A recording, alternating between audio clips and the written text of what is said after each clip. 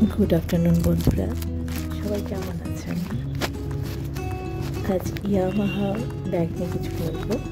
গতকালই আসলো ব্যাগটা, বেশ ভালো, আমার তো বেশ ভালো লেগেছে। ফ্লিপকার্টে অর্ডার করেছিলাম এবং ব্যাগটা প্যাডেড।